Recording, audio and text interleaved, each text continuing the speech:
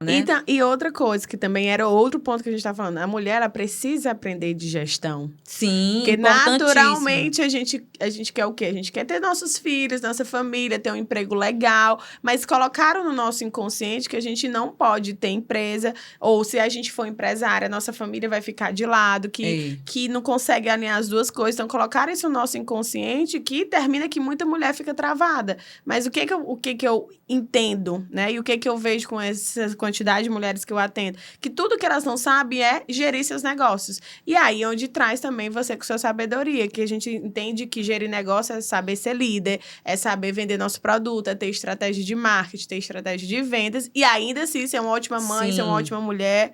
E que você faz super bem, né? Como eu disse, eu fui para conhecer e eu vi que realmente você fala de gestão.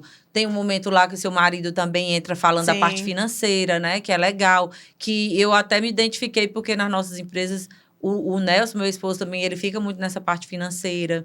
E que é muito bom, cada um toma conta do que sabe fazer, né? E os dois vão crescendo junto. E assim, todo mundo vai crescendo junto. Eu acho muito legal. E conta um pouco, assim, como surgiu a ideia de criar o Mulher que Age? Ai, perfeito. Aí a gente tem uma história boa. Pois conte aí que eu quero saber. Na realidade, quando eu tava grávida do meu segundo filho, eu tava bem na transição da carreira mesmo. E quando eu engravei dele, eu disse, meu Deus, será que é a hora de ter esse filho? Aquela coisa toda que mãe ali já passou por algum momento. E aí terminou que eu tive o Theo bem prematuro, de 29 semanas, e ele passou 2 meses na UTI. E aquilo ali me deixou cheia de culpa, porque eu achei que meu filho nasceu prematuro, porque naquele momento eu pensei, tinha rejeitado ele, vamos falar assim, entendi. né? E aí terminou que quando ele estava 2 meses na UTI, aquela coisa toda, eu disse, eu não vou mais trabalhar com esse negócio, eu vou ficar aqui no meu serviço público, meu filho vai precisar de mim, vai ficar dependioso de mim, e eu tenho que pagar o plano de saúde do meu filho, e não vai dar nada certo. Eu comecei a entrar nessa, literalmente nessa pira, né? E aí meu marido chegou pra mim e disse assim, você vai continuar o que você tá fazendo, você já tá fazendo certo, já tá dando certo, então você vai continuar, o nosso filho vai ficar saudável, vai ficar tudo bem. E quando ele falou isso pra mim, meio que eu até risei. E aí eu comecei, esse tempo que o Theo tava na UTI, esses 2 meses, o Laio pequenininho, e aí eu fiquei dentro de casa, eu comecei a ler muito a Bíblia. E aí eu lia muito a Bíblia, tinha um livro de Jó, que eu lembro que, nossa, o livro de Jó, ele falou muito comigo. E tinha um outro livro que eu lia muito, ele também, que se chama Uma Vida com Propósitos. E lá, naquele livro, Uma Vida com Propósito, eu consegui entender por que eu estava passando por tudo aquilo. Por que eu, no meio de uma transição de carreira, de abertura de um novo negócio, por que eu estava paralisada com o filho doente na UTI. E eu entendi que muitas mulheres passavam por vários vales desse tipo na sua vida profissional. Então, muitas mulheres, às vezes, eram ali deixadas de lado, abusadas, ou divórcios, ou filhos pequenos. Quantas mulheres têm esses ou desafios? desistindo dos seus sonhos, né? E aí, naturalmente, elas desistiam dos seus sonhos porque elas iam cuidar ali Sim. daquilo, né? Daquela dor emocional que a gente estava falando. Então, eu disse, não, se eu resolver essa dor emocional, que quando eu resolver, quando meu filho sair, vai ficar tudo bem. Então, eu entendi que tinha um propósito por trás ali, que eu precisava trabalhar com mulheres. Ali foi a primeira sementinha.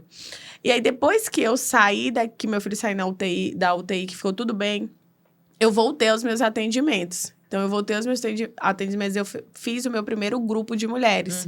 E aquele primeiro grupo de mulheres, eu falava de inteligência emocional e carreira. Legal. Sempre foi sobre isso, inteligência emocional e carreira. Inteligência emocional e negócios. E eu fiz o meu primeiro grupo, eram 4 mulheres pagantes. Elas pagavam, na época, ali, R$600. E as outras 4 eram minhas amigas, minhas colaboradoras, que eu chamava para compor a mesa, né? E ali foi o meu primeiro grupo de mulheres. Isso em 2019. E o formato era como você fazia? Como fosse aula mesmo? Exato, eram semanas. Eram ali 6 semanas, 8 semanas. E todo um dia na semana, à noite, a gente se encontrava presencial. Eu trazia um tema das minhas formações. Daquele tema, a gente fazia uma ferramenta e depois debatia em grupo. Legal. Então, sempre em grupo é muito bom, né? Sempre em grupo, a mulher traz ali uma história ou outra. E aquilo foi começando a pegar forma. As mulheres começaram a indicar para as amigas e começaram a refazer de novo. E ali eu só tinha aquele primeiro produto, né? O grupo de mulheres.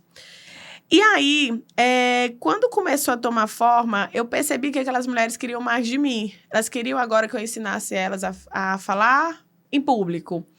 Como você usa o Instagram, Jaciara? Como que você faz treinamento para suas empresas? Então, começou a ter essa demanda. E aí, foi onde abriu a minha empresa mesmo, Centro Liderar. Que aí foi pro CNPJ, que eu aluguei a minha primeira sala lá no Shopping Puti, uma sala de 40 metros, acho que menor do que essa sala. E aí, dali, começou a ter mais cursos. Então, não era mais só o grupo de mulheres. Agora, tinha um curso de oratória, tinha um curso de Instagram, tinha isso, tinha aquilo. Mas sempre grupos pequenos. Por quê? Porque eu ainda não era conhecida, era mais boca a boca. Eu não sabia gerir nada, eu não sabia atrair novas clientes. Então, eu era como eu costumava dizer. As pessoas me compravam, não era eu que me vendia. Mas sempre presença na rede social. Eu sempre fui essa pessoa que entendi que o digital ia alavancar meu nome. Então, eu tava lá na rede social de qualquer jeito. Você começou quando na rede social? 2019 ali. Nessa fase 2018, 2019, quando eu comecei esses primeiros grupos. E aí, foi quando o negócio começou a encorpar mais. E eu entendi que eu tinha capacidade de fazer um workshop de mais tempo. E foi aí que surgiu Mulher que Age, workshop Mulher que Age. O primeiro Mulher que Age, ele só foi 4 horas. 4 horas, foi um sábado de manhã. E já tinham 80 mulheres. Essas 80 mulheres me pagaram, na época, R$157 para estar ali. Aí, hoje, a gente já está indo para a 9ª edição. E essa 9ª edição já são 300 mulheres que já me pagam um ticket aí de R$1.500. Então, assim, olha esse poder, tudo isso mais ou menos. A evolução, né? A evolução por vamos dizer assim, por um movimento que você fez. Bem pensado, legal, né? Olha aí, vamos lá. Uma decisão. E aí, eu nunca me esqueço dessas 4 mulheres. Quando toda vez que eu vejo Mulher que Age, eu disse, meu Deus, aquelas 4 primeiras mulheres que me deram sim, se multiplicaram. E aí, hoje, tá muito maior do que eu, sabe, França? Hoje, elas são, de fato, uma comunidade, elas se ajudam, elas compram uma das outras, elas fazem negócios juntas, elas ajudam umas às outras.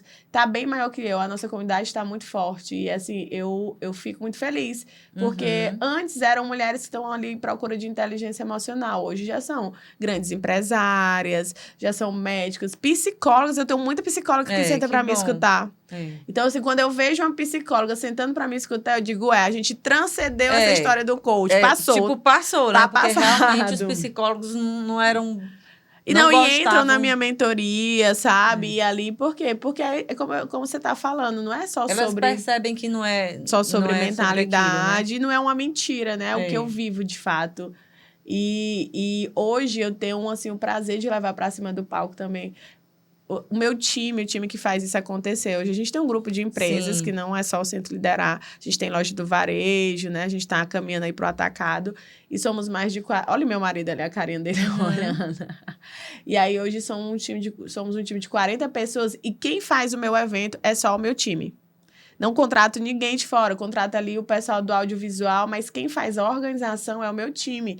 E aí vai gerente de loja, fica lá, vai os meninos do estoque para trabalhar. Todo mundo que entende, que te conhece, que conhece a história, né? Exato. E aí o que acontece? A gente consegue trazer essa cultura das nossas empresas para dentro do Mulher que Age, da excelência, da entrega. Hoje mesmo eu recebi um feedback. Nossa, vocês são muito organizados.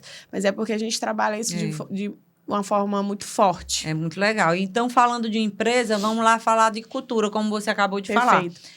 Como é para você, como empresária, o que você acredita que seja mais desafiador em trabalhar essa questão da cultura? Porque a gente, para ter uma equipe, né, cada um vem de um jeito, né, tem a questão da seleção e tal, mas como é a sua postura enquanto líder dentro das empresas com relação à cultura?